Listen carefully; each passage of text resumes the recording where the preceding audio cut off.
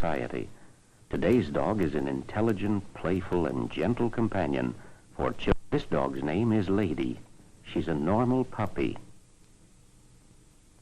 And Trixie may appear to be as normal as Lady, but Trixie has rabies.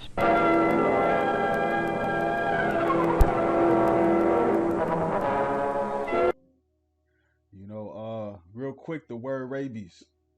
I'm going to show the etymology up here, where it goes back to. It goes back to the Latin word rabies, and it means madness. That's what it means, and the that's actually what demons do. You got some different type of demons. You got legion. You know, he said legion, for we are many. So it's multiple demons can be on you. And bear with me as I bring this full circle. Real quick, this is Luke chapter 20, chapter 11, verse 24. It says, when the unclean spirit is gone out of a man, he walketh through the let me start over. When the unclean spirit is gone out of a man, what does that mean? When it's been exorcised. If you remember, there's King David had played the harp to get rid of the demon that was on Saul. And I might bring that out. I didn't plan on mentioning that. So when the demon's out, meaning it's been exorcised, it's out. He walketh through dry places, seeking rest, and finding none, he saith, I will return unto my house which I came out. Verse 25. And when he cometh, he findeth it swept and garnished. That he goeth, then he goeth, and he taketh to him 7 more other spirits more wicked than himself, and they enter in, and dwell there. And the last state of that man is worse than the first. So you exorcise a demon out of you. That demons, they have to latch on to something. Demons, they need a something to be on. They need like a host. That's why when you go over here in Mark chapter 5,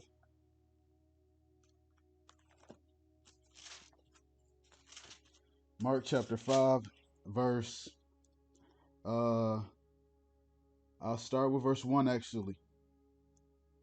And I'm gonna skip around. It says, and they came over into the other side of the sea, into the country of Gadarenes. And when he was come out of the ship, immediately there met him out of the tombs a man with an unclean spirit. So now we're dealing with unclean spirits. Verse 3, who had his dwelling among the tombs, and no man could bind him, no, not with chains. So this demon was strong. Demons hop on you, you can be extremely strong. Because that he had been often bound with fetters and chains, and the chains had been plucked asunder by him, and the fetters broken in pieces. Neither could any man tame him.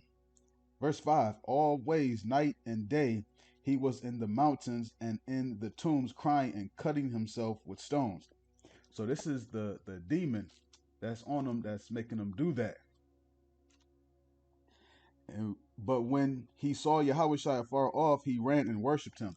Because you still, when you have demons on you, demons, they have there's still that spirit of you that's on you, but that demon still has influence on you also. If it has complete, total, 100% possession, then there's really you completely at the will and mercy of that demon. But you still got that your spirit that's in. It's just more so it's like that demon is, those demons have kind of basically like took control, and cried with a loud voice and said, what have I to do with thee, Yahushai, thou son of the Most High God, I adjourn thee by God that thou torment me not.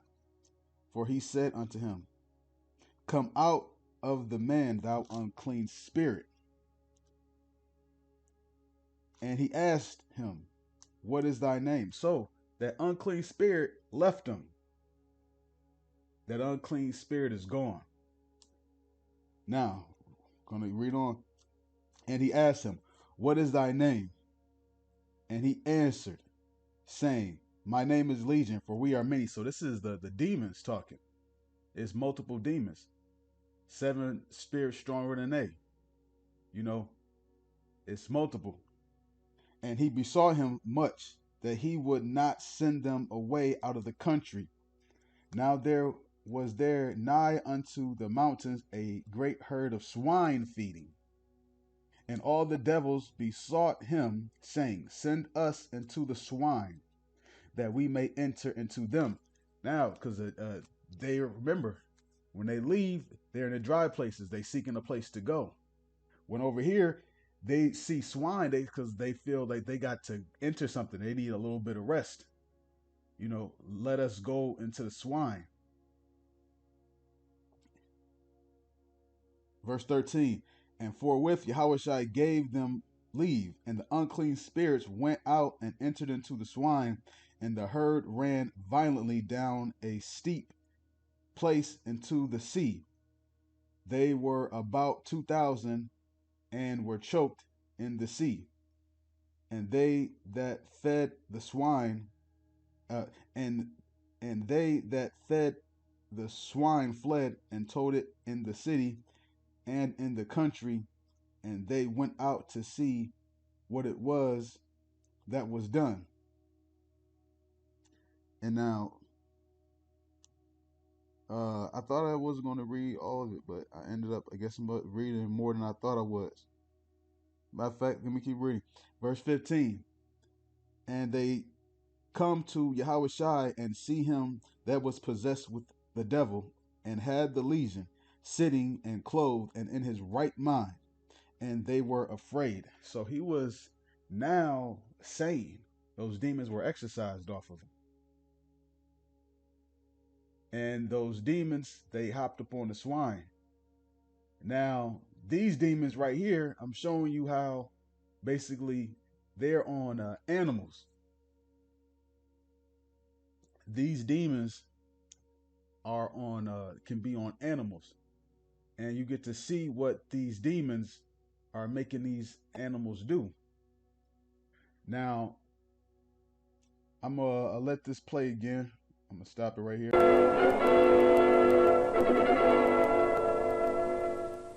There are 2 reactions to rabies. The dogs you will now see have what is known as dumb rabies. They are affectionate, quiet, listless. However, a bite from a dog in this condition is just as dangerous as a bite from a dog having wild rabies. Wild rabies is more easily recognized by a foaming at the mouth, wild running, and biting.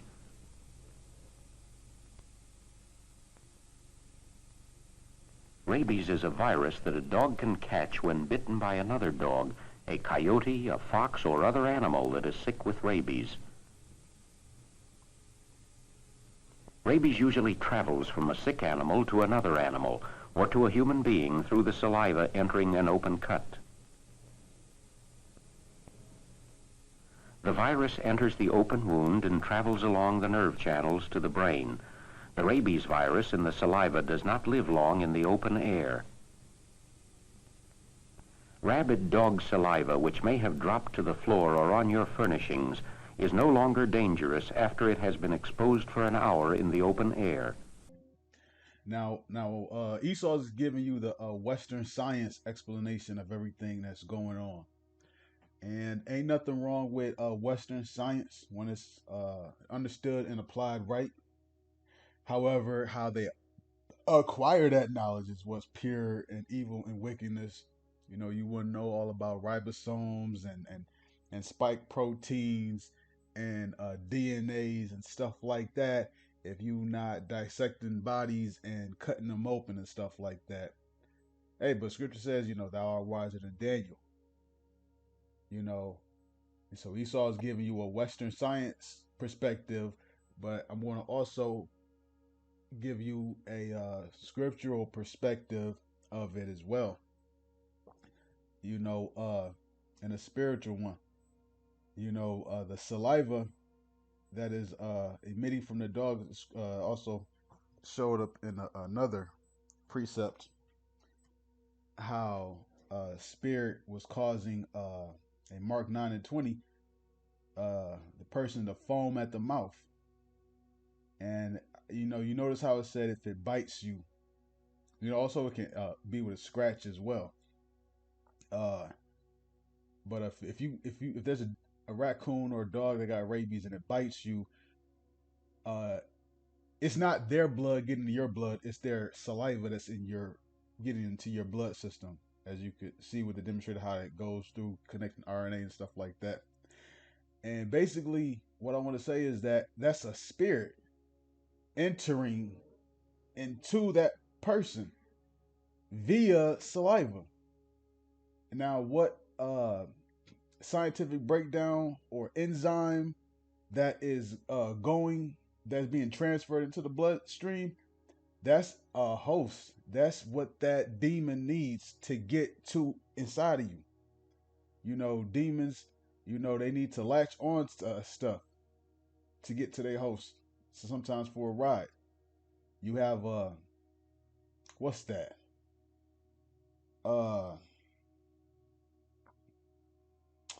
It's just slipped my mind. It's gonna come back. It just slipped my mind. I'm in a spirit right now, so I know it's gonna come back to me. You have it'll come back to me. But you have oh, that's what it was. People will make pentagrams. Like they'll make like pentagrams, those 5-pointed stars, and that's basically a portal that allowed demons to, basically enter into a room. They put candles on all types of other stuff to conjure up these demons and spirits. These demons and spirits, there's different types of ones, that they're latching on to whatever molecule that's in that saliva that's causing them to foam at the mouth. That demon is latched on top of that molecule and it's going inside your bloodstream. That's what's going on. That was the ride that it needed to enter inside you. And so now you basically smitten with madness. It's a demon that jumped on you. And there's a spiritual meaning. If you ever came out of witchcraft or studied witchcraft or have heard testimonials from people who do witchcraft, one of the things that they use in spells is saliva. That's been well known. Is saliva is how you can put spells on people and stuff like that. Now, I'm not the expert with that, so I couldn't tell you too much in detail. I haven't done any research too much about how saliva and spit is incorporated in like witches and warlock spiritual, but I'm aware that that's one of the ways that they do, is they understand that. If you ever seen the cartoon X-Men or the movie Rogue, if she kisses a person, let me see if I understand this. I believe they depicted two different ways, depending on what X-Men movie it's shown in, or I could be mistaken, but I believe she takes the power of whoever that she kisses.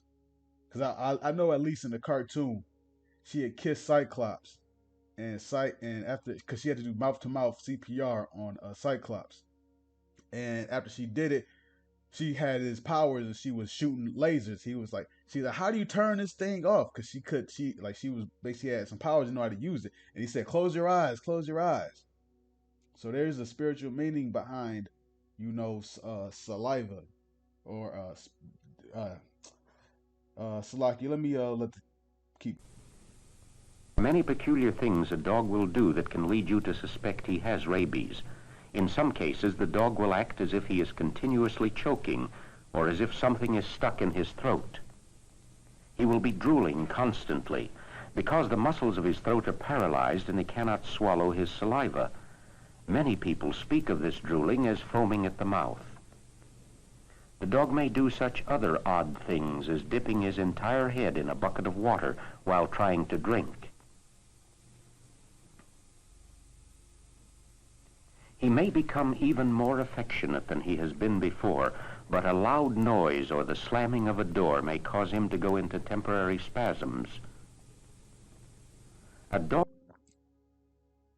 Back to what I was had mentioned earlier, 1 Samuel chapter 16 and verse 14 and through 23 maybe it says 1 Samuel 16 and 14. But the spirit of Yahweh departed from Saul, and an evil spirit from Yahweh troubled him. And Saul's servant said unto him, Behold, now an evil spirit from God troubleth thee. Let our Lord now command thy servants which are before thee to seek out a man who is a cunning player on an harp. And it shall come to pass when the evil spirit from God is upon thee, that he shall play with his hand, and thou shalt be well. Verse 17, and Saul said unto his servants, Provide me now a man that can play well, and bring him to me. Then answered one of the servants and said, Behold, I have seen a son of Jesse, the Bethlehemite, that is cunning and playing, and a mighty valiant man, and a man of war, and prudent in matters, and a comely person, and Yahweh is with him. Wherefore Saul sent messengers unto Jesse, and said, Send me thy son, which is with the sheep. Verse 20, and Jesse took an ass laden with bread and a bottle of wine and a kid, and sent them by David his son unto Saul. And David came to Saul and stood before him, and he beloved him greatly, and he became his armor bearer. And Saul sent to Jesse, saying, Let David, I pray thee, stand before me, for he hath found favor in my sight. And it came to pass, when the evil spirit from God was upon Saul, that David took an harp and played with his hand. So Saul was refreshed and was well, and the spirit departed from him. So it was a sound. It was a sound and frequency that was emitting from that harp that was repelling that demon that was on Saul. They just said, the slamming of a door can agitate, basically the dog. But yeah, certain sounds, certain frequencies, certain tones, spirits don't like. Personal testimony from our camp. There was a demon a while back that was at our camp, and he was being a demon. And this dude came out of nowhere, and he had a singing bowl. If you don't know what a singing bowl is, it's a bowl. You take like this brush and you go around in circles, and it'll make this humming noise. And the demon went away. And I was aware of it because at that time I just got into singing bowls, and I had one myself. And the demon had went away. There's certain sounds and frequencies that demons don't like. If you ever seen the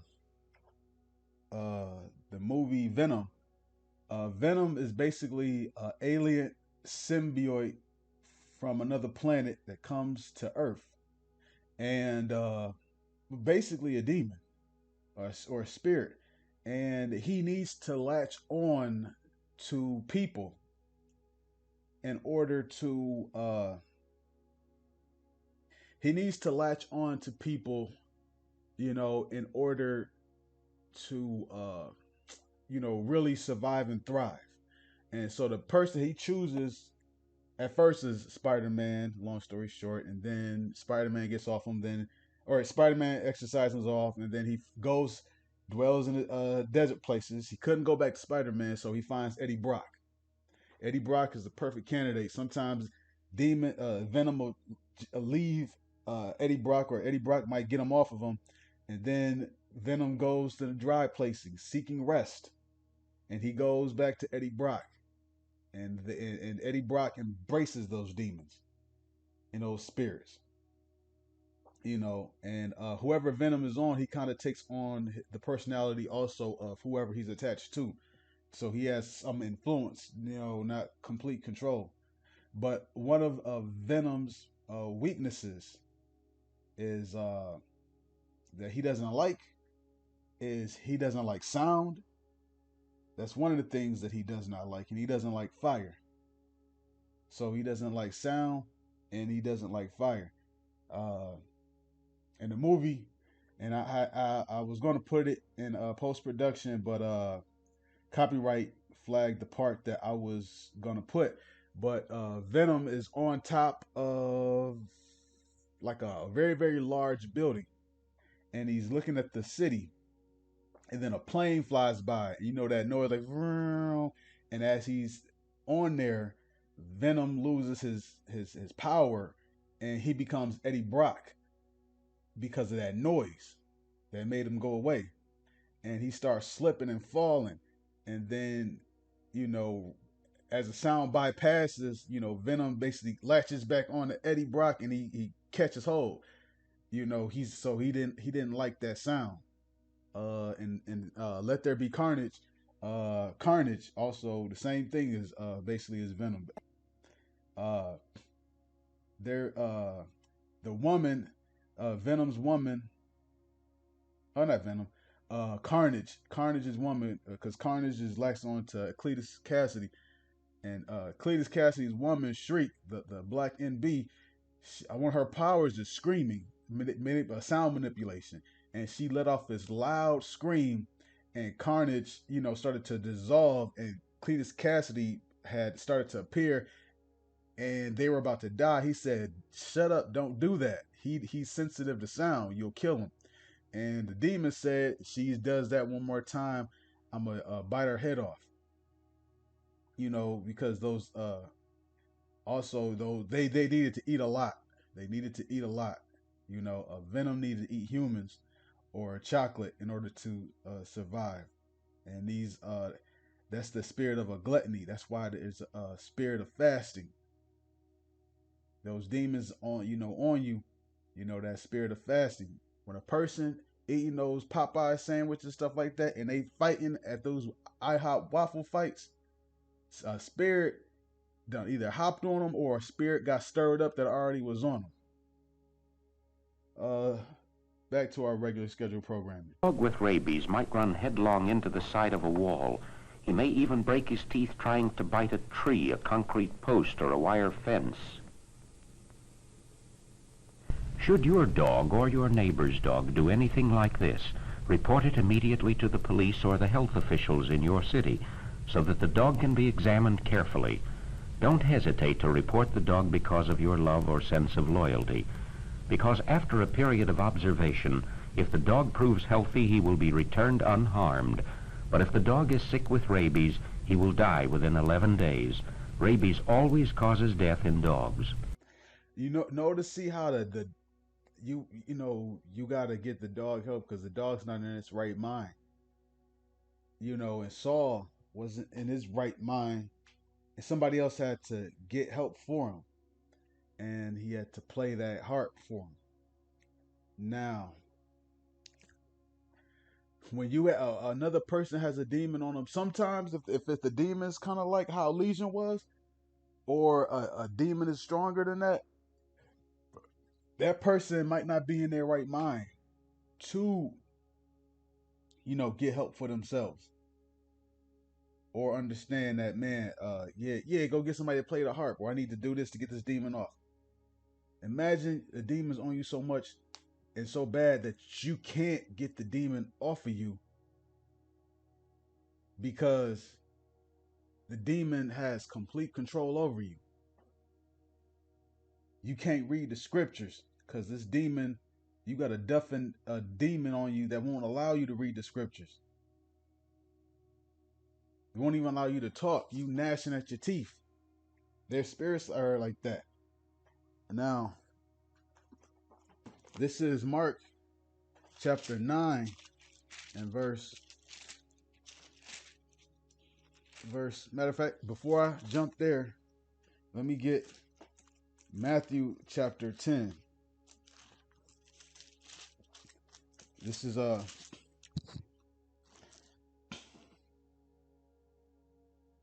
Matthew chapter 10. Chapter 5.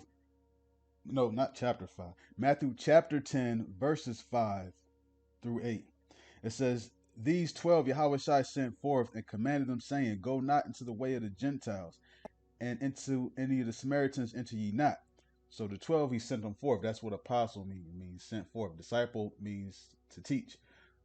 This is the first time they're called apostles because they're starting to be taught. And now that you're taught, you can be sent forth. Go out. And he's telling them what to do. Verse 6, Go rather to the lost sheep of the house of Israel, and as ye go, preach, saying, The kingdom of heaven is at hand. Meaning is close. Heal the sick, cleanse the leper, raise the dead, cast out devils. Freely ye have received, freely give. So they were told to cast out devils, and now we're going to jump over here, Mark chapter 9 and verse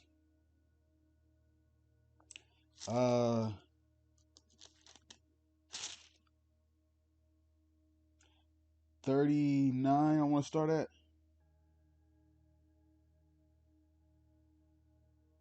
38.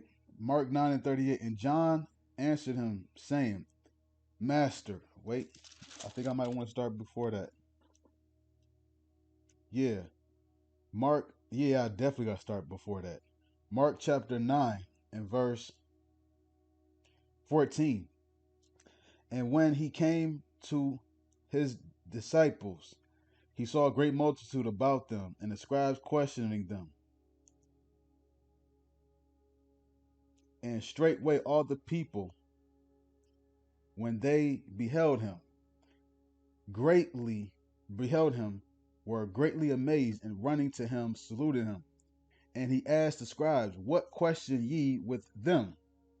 And one of the multitude answered and said, Master, I have brought upon thee my son, which hath a dumb spirit, and wheresoever he taketh him, he teareth him, and he foameth and gnasheth with his teeth, and pinneth away. And I spake to thy disciples that they should cast him out, and they could not. So remember, they were told to cast out devils, and they couldn't. Verse 19, he answered him and saith, O faithless generation, how long shall I be with you? How long shall I suffer you?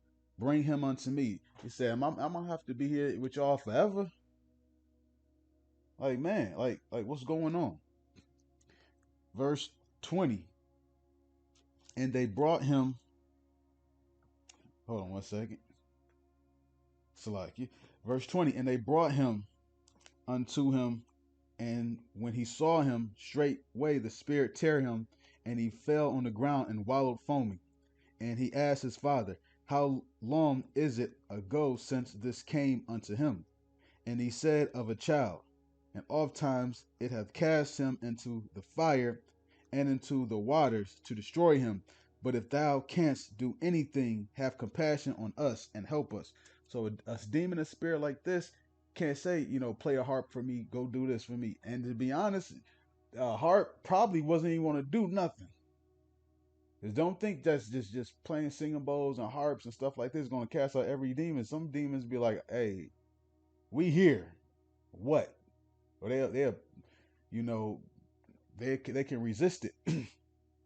You got different levels of demons, different types of demons that don't like certain stuff.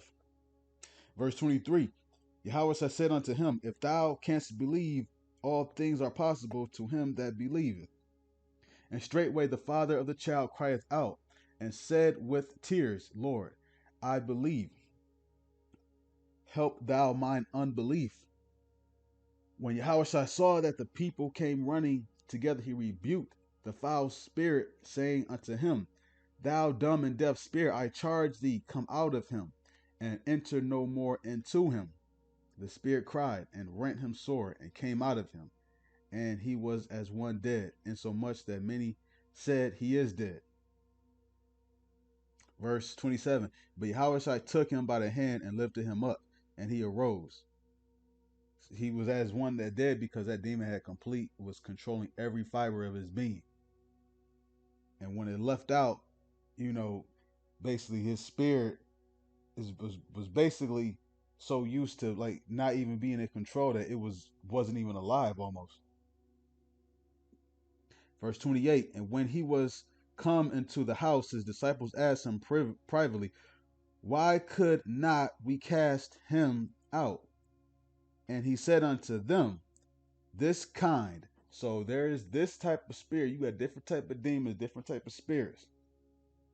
This is a deaf and dumb, a retarded, epileptic type of a demon that he's dealing with.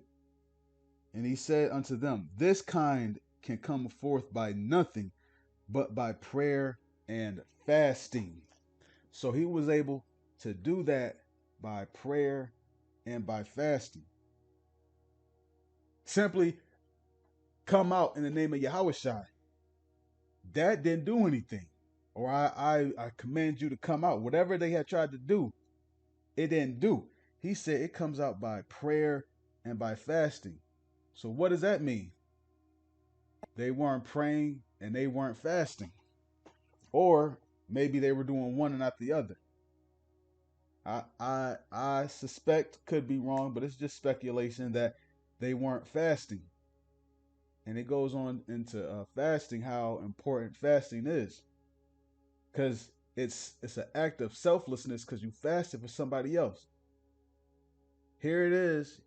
You got all types of dumb and deaf spirits on people, and they can't get these spirits off of them. They don't know what to do. But you got us apostles, we sent forth. We're supposed to be able to cast out devils. You don't have no right to not present your body as a living sacrifice. You might have to fast to get some demons off of somebody else. Because sometimes another person has to pray for you.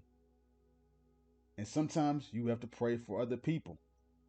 You see in Job, it was Job who had to offer sacrifices for his friends for what they did, for him to hear him. Moses prayed for Miriam, lay not this sin upon her. And the Most High heard the prayer and entreated on Moses' behalf. So praying for other people and doing work for other people is powerful and strong. Heliodorus was getting his ass whooped. The priest prayed for him. They actually asked the priest to pray for him. And he did it. His praying wasn't going to do anything. But praying for other people is important. But also fasting. A demon that you encounter might need a 1-day fast, a 2-day fast, maybe a 3-day fast for you to rebuke that demon off him. And that will all work into what glorifying the Heavenly Father as being a miracle. We're going to come in a time where we're going to be doing stuff like that. It might be hard to believe now, but we're going to get spiritual power to be able to cast out type of devils like that. This word is casting out devils right now. Islam and strongholds and stuff like that. Those are devils. But we're going to be able to eventually cast out these dumb and deaf demons and spirits too. The time is coming. All the miracles that Yahweh Shai did say, y'all gonna be doing this and more. So it's very important to be able to fast. Ask yourself, when the last time you fasted? When the last time you fasted for somebody else? because that's ultimately what they had to do. They would have to have fasted for somebody else. They would have to fast it to help somebody else get their demons off. When the last time you fasted? Yeah, this is uh sec 2 Corinthians 13, I think verse 5 and 6 time. Examine thyself. When the last time you fasted to help somebody else? Did you just fast so you can get, better, so you can get a job, so you can, you know, uh be smarter, wiser, and all that's good. But when the last time you fasted for somebody else? When the last time you fasted so that I can your job, who put in a group chat, can y'all pray for me that I get this job? Can y'all pray for me that this happened? When the last time you fasted for somebody? When the last time you had a 1 day fast, a 2 day fast, a 3 day fast? Have you ever had a 3 day fast? What about a 4 day fast? 5, 6, 7. When the last time you actually set a goal to yourself that trying to build up the willpower to be able to fast even much longer? Because the thing about fasting is it brings you closer to the Most High. It takes away that gluttonous spirit that we have, because a lot of times we eat just to be eaten. Already scripture talks about we eat our bread defiled amongst the Gentiles. So we eat abominations and defiled stuff, and it's entering into our temple anyways. So you putting that to the side and you sacrificing, and you like, man, let me get right. And let me tell you something also about fasting too, just to give you a little encouragement. You got dry fasts, you got water fasts. Dry fast, you don't eat or drink. Water fast is you only drink, but you're not eating. Your body starts to change. And also one thing about the willpower is you do it gradually. When you go to the gym, if you can only bench press 175 pounds, you don't go in there trying to bench press 225 and saying, okay, I'm gonna keep trying, I'm gonna keep trying, and you start from that point. I don't care how many times you try, you're not gonna progress at all. You gotta start where you can handle that, and then you build yourself up. So challenge yourself to fast for 1 hour, then 2 hours, then 4 hours, and then another day. All right, I fasted for 4 hours. Let me double that up. Fast for 8 hours. Let me fast for 16 hours. Let me fast for 24 hours. And you realize that you fast for 24 hours, you're really not truly, really fasting. Really, all you did was eat once in a day. Really, because there's places in this world where they only eat 1 meal a day anyway. So that's this 3 meals a day here in Babylon. That's normal here. Other places it's not no 3 meals, maybe sometimes 2, but a lot of places not eating 3 meals a day. So you bailed up 24-hour fast, a 48-hour fast. Once you get to 3 days, the beautiful thing about fasting for 3 days is after 3 days, you don't even feel hungry no more. So some people who never been on a 5-day, 7-day, 12-day fast, they might think that, oh wow, that's impressive. After 3 days, you don't feel that no more. All that stomach growl, you're not feeling hungry no more. And I want to say, and it's actually shorter than that. I want to say, not even 3 days. I want to say closer to maybe like 60 hours. It's smooth sailing after that. But you might look at like, oh man, I can't fast for that long. I can't go to sleep. I can't do this. Yeah, you might have some struggles. But guess what? It's about being built up. Build up that endurance to be able to do that. To be able to fast, to be open in the spirit, to be able to know that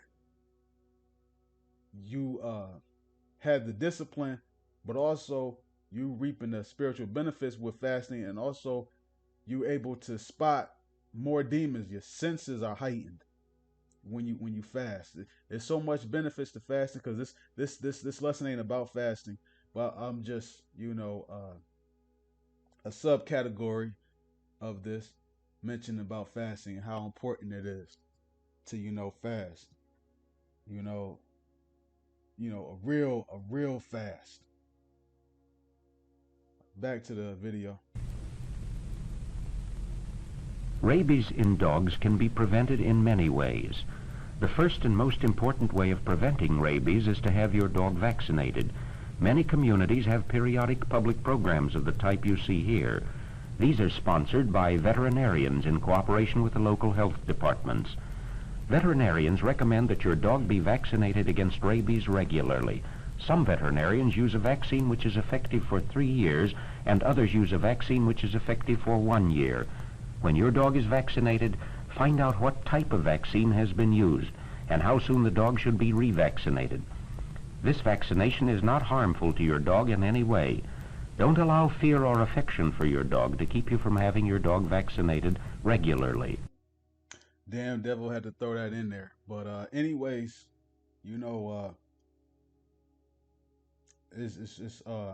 it's possible that actually can prevent it. But nevertheless, vaccination, I want to just specify, and as a disclaimer, no, we don't condone, you getting vaccination. If you got to vaccinate your pet, hey, it is what it is. There are some benefits of vaccination when it comes to animals. We're not supposed to be putting any cuttings in our flesh. We honestly shouldn't be doing it to animals either. But how Esau has it, sometimes those are the only remedies that we are aware of because, we are destroyed for a lack of knowledge. So that's the only alternative we know to run to. Otherwise, we would know natural ways to deal with this, but it's not, I can guarantee you it's not good for animals. It's almost like tree of forbidden fruit, contains good and evil. That vaccine probably pertains good because it actually does keep those demons. However it does, it'll keep those demons away. But ultimately, it's not good to still vaccinate with those dogs. And damn sure it's not good to vaccinate for humans. We end up developing autism at a young age and stuff like that. It's not good. So just want to put that disclaimer that we do not condone vaccinating here at Great Millstone. And on that note, I want to give all praises and glory to Yahweh Bashem Yahushai, Bashem Akakwadash. Double honors to elders of GMS Ruel. Peace, salutation, like Akim on the four corners, pushing the truth for sincerity. Peace be unto you. Let the video finish out. Shalom.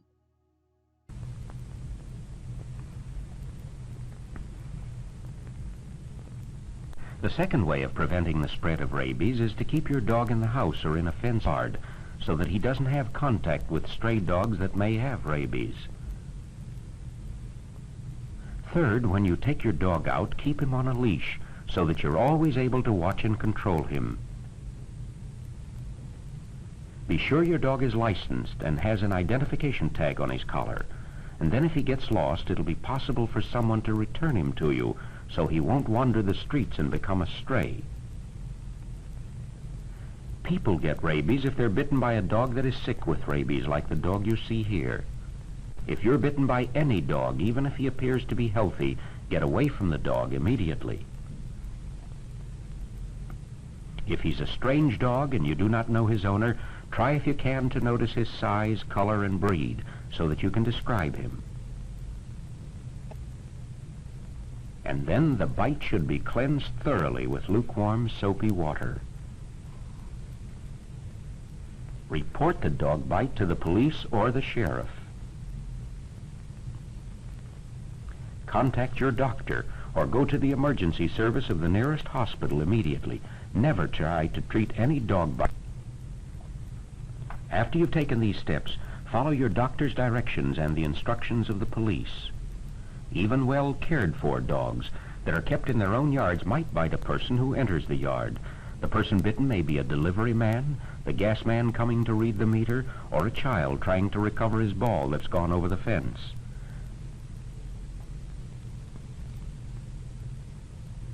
If your dog should bite someone, get the name and address of the person bitten.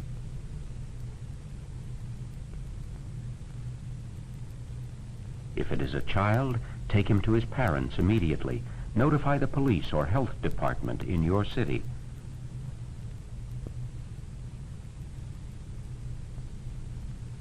When you call the health department, arrange to have your dog picked up, or take the dog to your rabies control section of your city health department. In most cities, the dog will be placed under observation to determine if he has rabies. The dog will be given back to you after a period of from 7 to 11 days if he shows no signs of being sick with rabies. For those who prefer to send their dog to a private dog hospital for observation, most cities have a list of approved dog hospitals where you may place your dog for the observation period. If your dog should bite someone, own judgment of your dog's health. The dog that bites must always be put under trained observation to ensure the health of the person bitten. Remember, when your dog bites someone, your first responsibility is to the person who was bitten. Under no circumstances should you kill or destroy the dog until it is determined by proper authorities whether the dog has rabies. If it is determined that your dog has rabies, the person bitten can then receive the Pasteur treatments to protect him from developing rabies.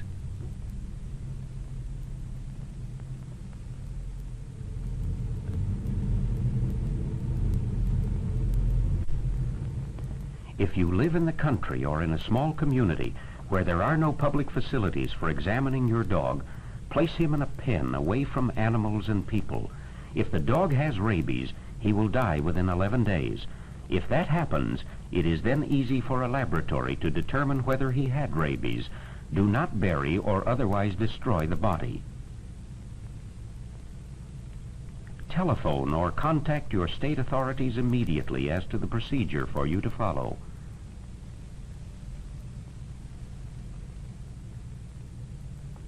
It is no reflection on you if it is discovered that your dog had rabies. Make this fact known to everyone who may have had contact with your dog. Someone may have been bitten who failed to report it to you. Such a person, informed of the dog's condition, will then understand the importance of seeing his doctor immediately. Anyone who has been bitten, scratched, or otherwise had contact with the rabid dog's saliva should immediately seek medical advice, for even a drop of saliva spattered in a person's eye from a dog with rabies can cause that person to contract rabies.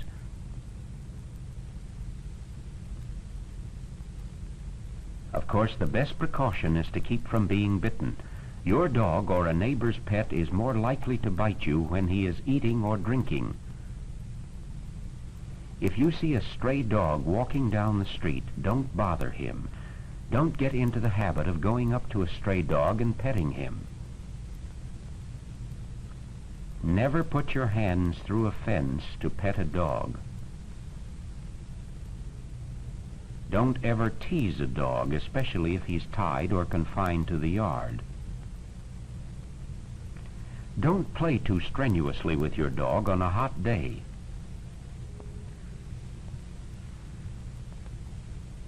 If a stray dog enters your playground, church, or other public gathering, don't try to put the dog out yourself. Notify the teacher or other person in charge.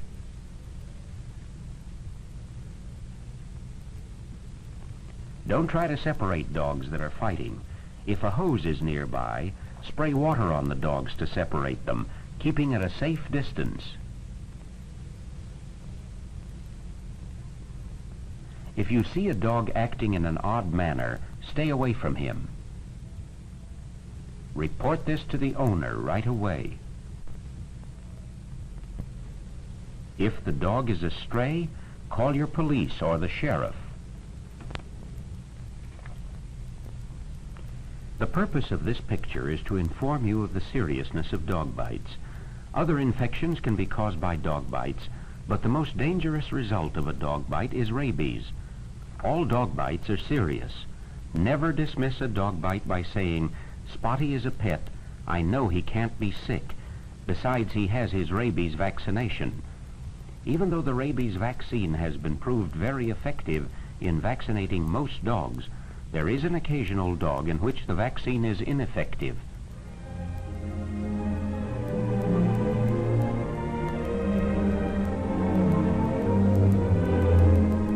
Love your dog. Take good care of his health. Enjoy his playfulness and companionship. Respect and appreciate his loyalty. Give him the affection you would give any close friend. Take good care of him by having him vaccinated against rabies regularly. But remember, should he bite you or anyone else, take the proper precautions. Wash the wound. Call the police. See your doctor immediately.